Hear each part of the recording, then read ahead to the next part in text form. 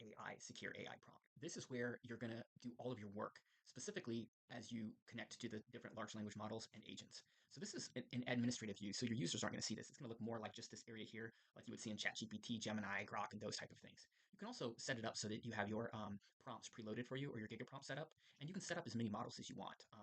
And so those are preloaded here. I got two, GPT-4.1 and 4.0. You can set up your privacy strict.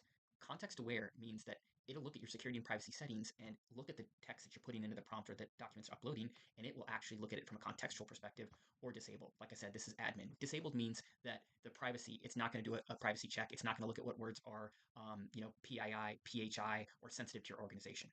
Reliability check is using more than one model, but it's going to look at the variables and the tokens. And best result, if you're feeding this to an agent, you would want that on because it doesn't matter how many models you're sending to, you always want the best result to go to your agent, but we're going to leave that off. I'm going to send a preloaded prompt here.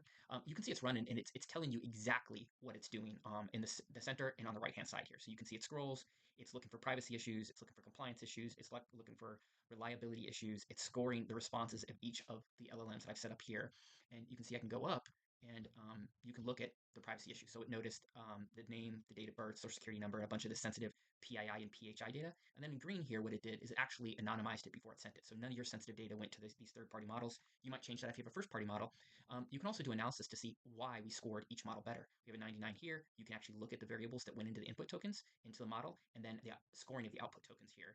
You can see one was a great response, and the other one didn't respond at all, so it got a low score. And then you can come in here in compliance and see what potential security or privacy issues you had. We had 31%, pretty large number of violations in that prompt, but it fixed 100% and it fictionalized the data for us. So no sensitive data was actually sent. And then last but not least, you can then take and copy this out directly, just like you could with any of the other the data. And you can also provide your own human reinforced learning here. Well, I agree that was the greatest, and I agree that wasn't well. So as your users are providing feedback to the actual models and agents, you're keeping that fine-tuning data for your organization so you can export it later.